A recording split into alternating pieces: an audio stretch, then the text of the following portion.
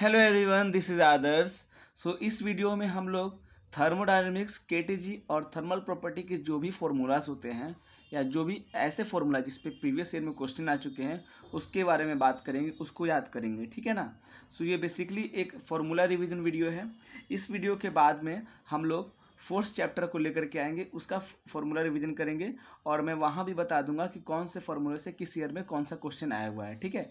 यहाँ भी हम लोग स्टार्ट करने जा रहे हैं। स्टार्ट करते हैं। देखो, सबसे पहला फॉर्मूला मैंने लिया एफिशिएंसी ऑफ साइकिल का। ठीक है। देखो, बहुत इंपॉर्टेंट फॉर्मूला है क्योंकि कार्नेट साइकिल से और रेफ्रिजरेटर से हर साल नीट में क्वेश्चन आने का प्रोबेबिलिटी रहता है। ठीक है ना। और बहुत बार रिपीट भी हो चुका है।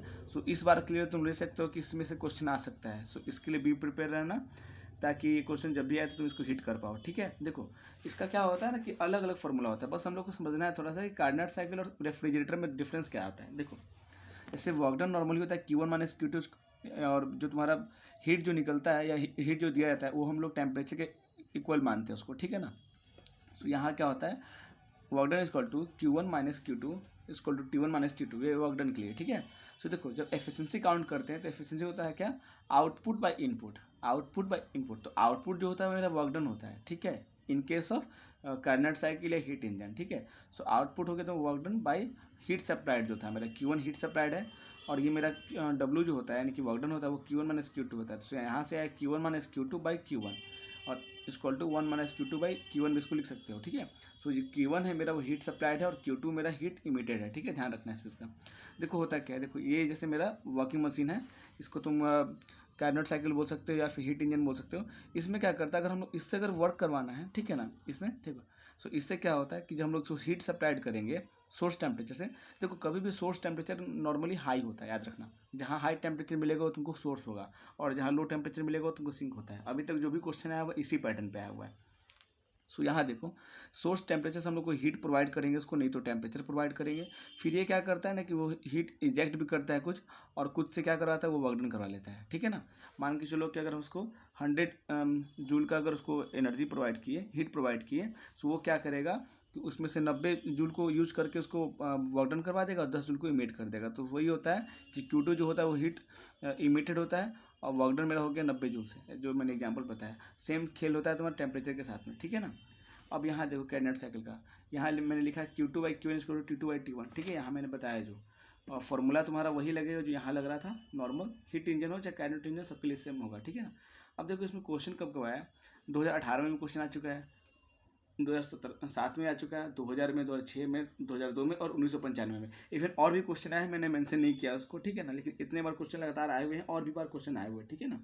रेफ्रिजरेटर में देखो क्या होता है कि अब जैसे कि हम लोग यहाँ क्या कर रहे थे कि सोर्स टेम्परेचर दे रहे थे, हीट दे रहे थे तुमको यहाँ पे मशीन को, और वो वर्क डन कर रहा था।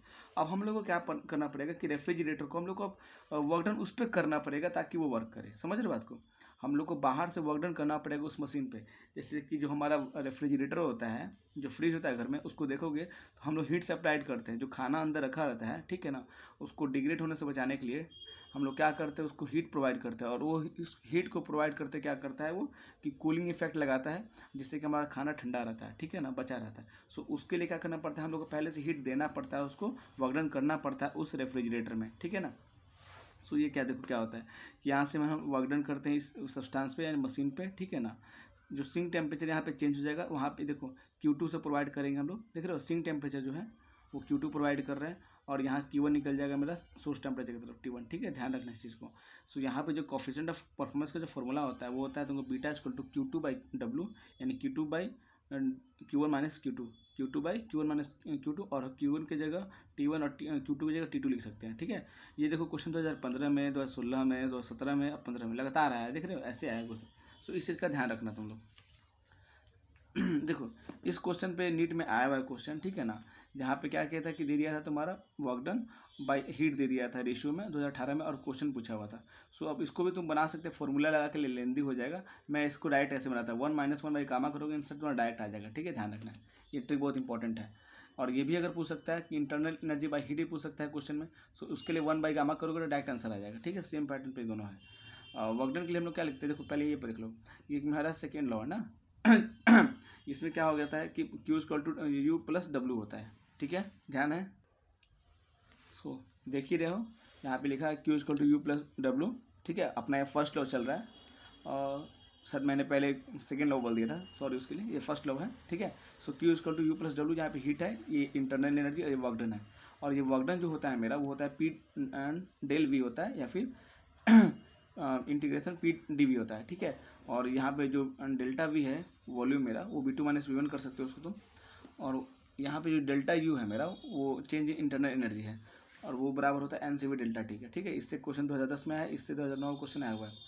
साइक्लिक प्रोसेस में क्या होता है कि मेरा जो U होता है वो जीरो हो जाता है, और जब U जीरो हो जाएगा तो Q plus you plus W करोगे तो U खत्म, तो Q इक्वल टू डब्ल्यू हो जाएगा, ये हो जाएगा।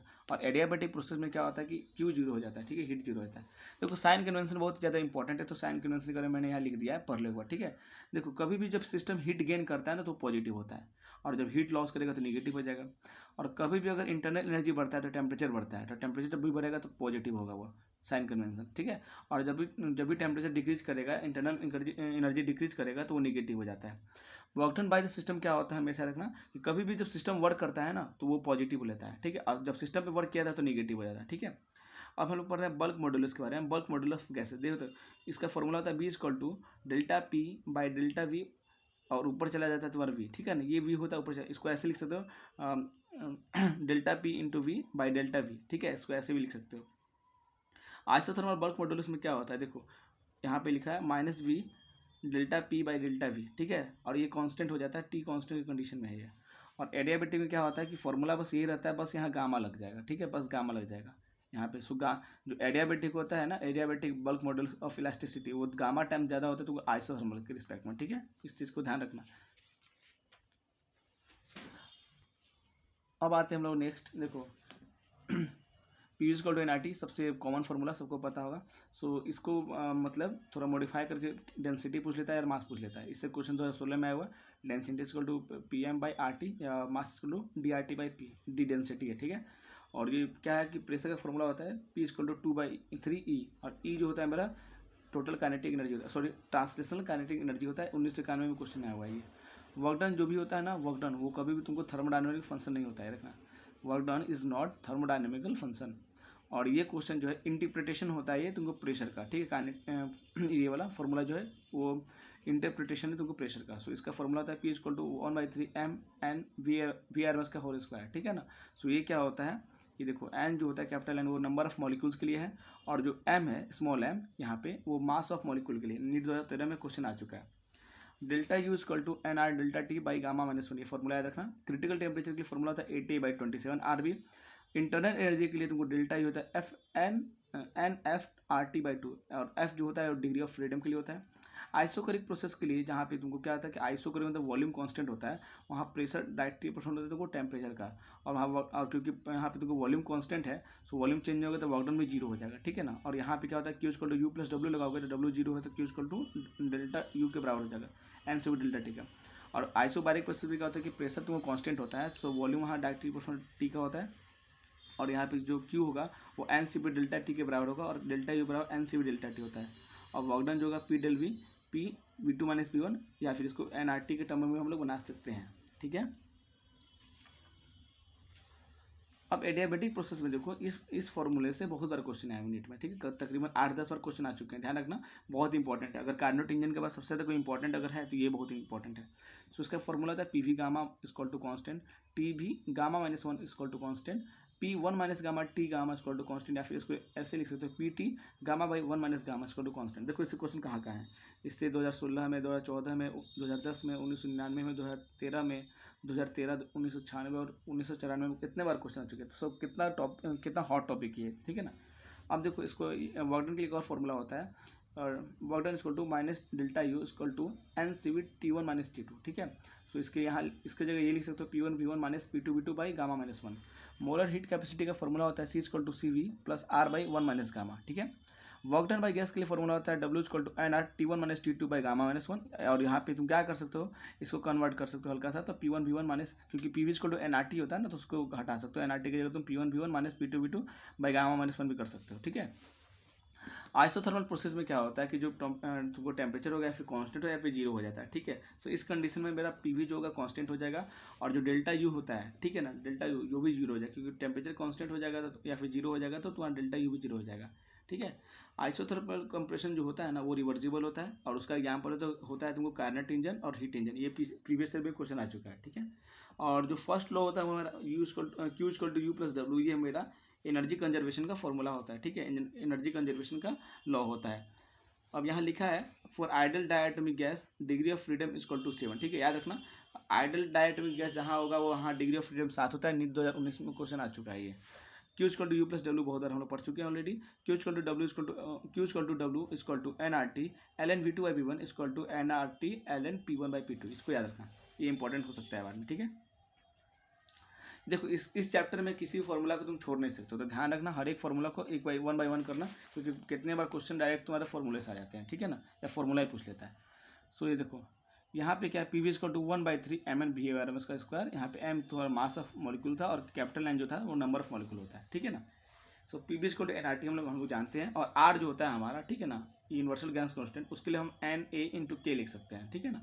सो P equal to N R T by V, और यहाँ पे मैंने जैसे बताया आर की जगह एन इंटू एन ए लिख सकते हैं। यहाँ पे आर जो था, ठीक है ना, उसके लिए एन ए के लिख दिया हमने, एन एन रह गया, आर की जगह एन ए के लिख दिया हमने, टी बाई वी, और यहाँ पे कैपिटल एन बाई वी हो गया, क्योंकि एन इंटू एन ए होता है तो एन के बराबर होता है बाई वी, इसको और एन बाई वी इंटू के टी हो गया, ठीक है। डाल्टन्स लॉ में क्या होता है, जो टोटल प्रेशर होता है ना वो सम ऑफ पार्शियल प्रेशर के बराबर होता है। So P equal to P1 plus P2 plus P3, ठीक है। बॉयल्स लॉ, देखो बॉयल्स लॉ में क्या होता है, टेम्परेचर कांस्टेंट, चार्ल्स लॉ में तुमको प्रेशर कांस्टेंट, गेल-लुसाक में तुमको कांस्टेंट मतलब होता है वॉल्यूम, ठीक है। सो बॉयल्स लॉ में वॉल्यूम जो होगा वी इनवर्स प्रोपोर्शनल होगा तुमको पी का, चार्ल्स लॉ में वॉल्यूम डायरेक्टली प्रोपोर्शनल टी का होगा, गेल-लुसाक में तुमको प्रेशर डायरेक्टली प्रोपोर्शनल टी का होगा। एवोगाड्रो लॉ में क्या होता है ना कि पी वी टी अगर सेम होता है अगर, तो क्या कि नंबर ऑफ मॉलिक्यूल जो बराबर हो जाते हैं, N one equal to N two हो जाता है। और ग्राहम्स लॉ में क्या होता है कि तुमको जो कांस्टेंट प्रेशर और टेम्परेचर पे क्या होता है कि रेट ऑफ डिफ्यूजन जो होता है वो इनवर्सली प्रोपोर्शनल होता है अंडर रूट डेंसिटी का, ठीक है। वंडरवॉल इक्वेशन के बारे में हम लोग पढ़ लेते हैं। P equal to N A square by V square, V minus N B equal to N R T, और जो यहाँ पे ए और बी होता है वो नेचर ऑफ गैस पे बस डिपेंड करेगा, और ये वंडरवॉल कांस्टेंट होता है, ध्यान रखना इस चीज़ को। क्रिटिकल टेम्परेचर की बात करोगे तो देखो वो ऐसा मैक्सिमम टेम्परेचर जिसके बिलो हम लोग किसी को भी लिक्विफाई कर सकते हैं, ठीक है ना, किसी भी गैस को लिक्विफाई कर सकते हैं, वो होता है क्रिटिकल टेम्परेचर, और इसका फॉर्मूला होता है 8A/27 RB। क्रिटिकल प्रेशर होता है तुमको A/27 बी स्क्वायर।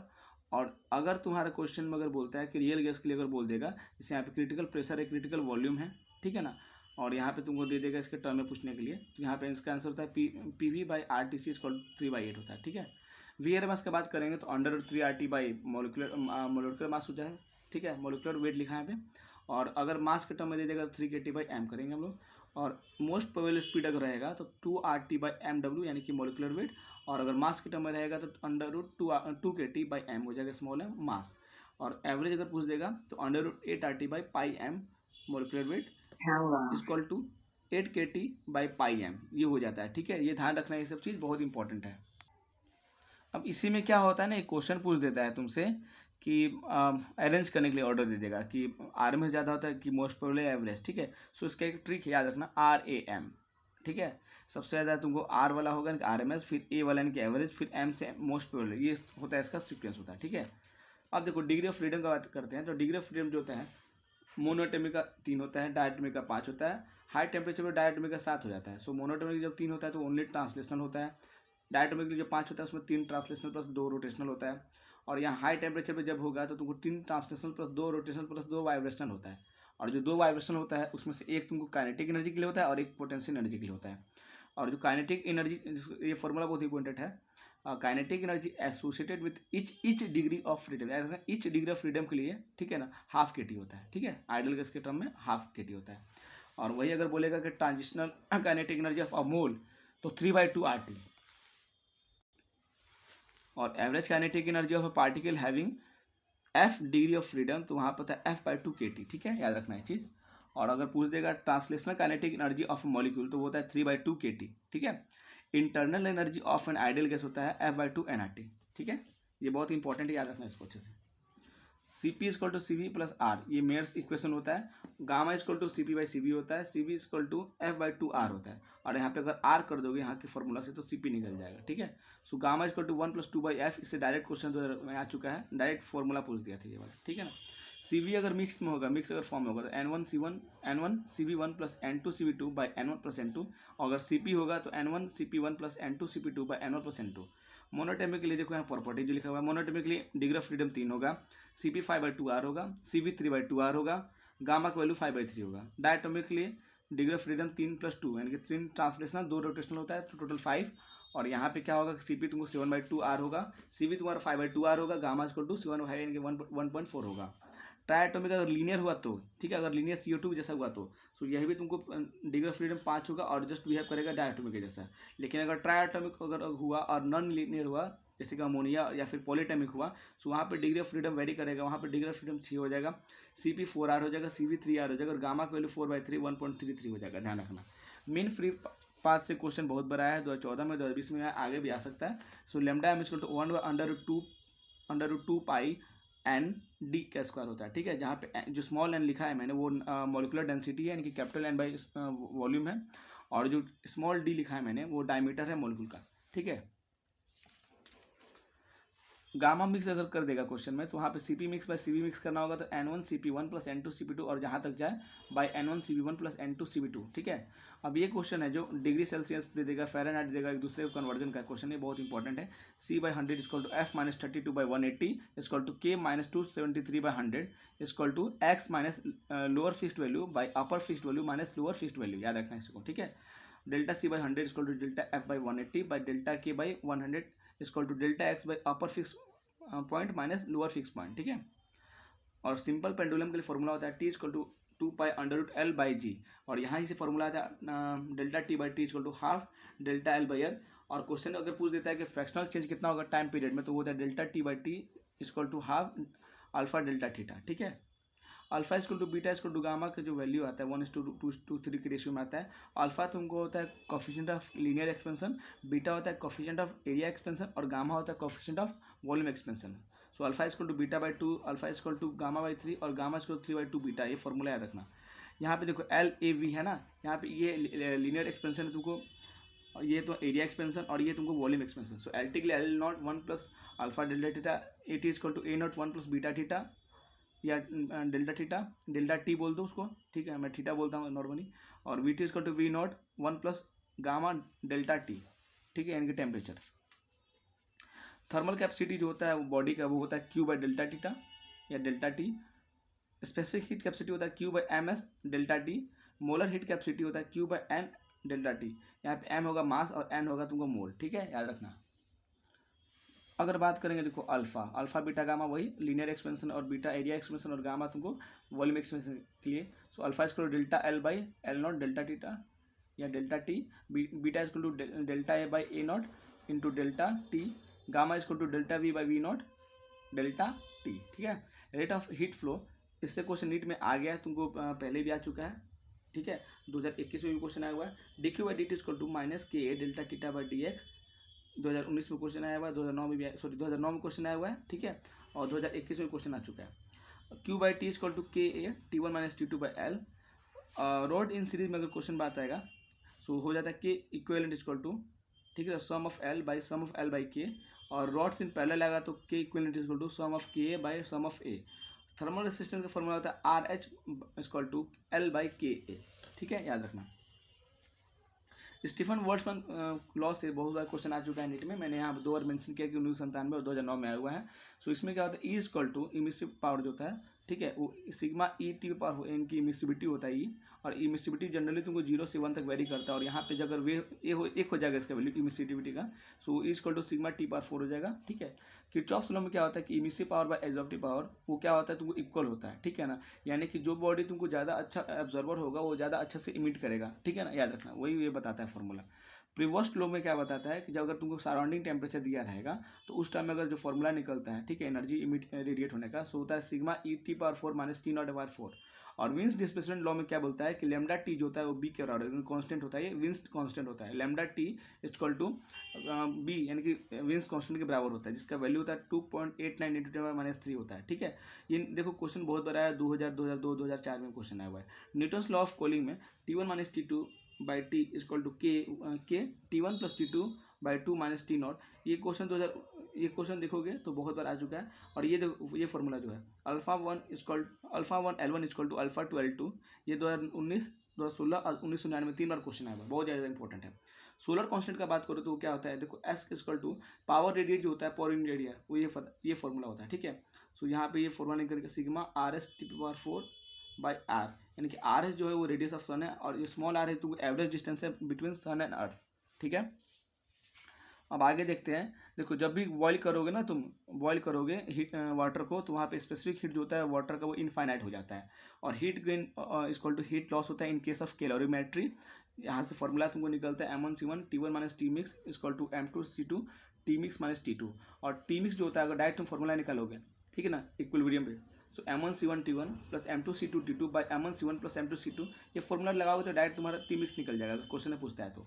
मर्करी का जो थर्मामीटर होता है वो -30 से लेकर के 360 डिग्री सेल्सियस तक वो मेजरमेंट कर सकता है। और जो थर्मल कैपेसिटी होता है तुमको, उसका फॉर्मूला MS होता है। ये क्वेश्चन 1992 में और ये क्वेश्चन 1990 में आ गया है। और VRMS का एक और फॉर्मूला होता है √V1 का स्क्वायर प्लस V2 का स्क्वायर प्लस V3 का स्क्वायर बाई एन। ऐसे करोगे तो डायरेक्ट तुम्हारा निकल जाएगा फॉर्मूला, अगर क्वेश्चन में बहुत ज़्यादा तुमको अगर स्पीड दिया रहेगा पार्टिकल्स का। ठीक है, so thank you so much. इस तरह से हम लोग कंप्लीट कर चुके हैं अपना ये क्वेश्चन का जो हमारा सिलसिला है जारी रहेगा आगे भी। ठीक है ना, इस तरह से हमने फॉर्मूला रिवीजन कर लिया अभी, बाकी आगे के लेक्चर्स में देखते हैं हमें क्या क्या करना है। Thank you so much. Please subscribe करके लाइक करना और शेयर जरूर करना। Thank you.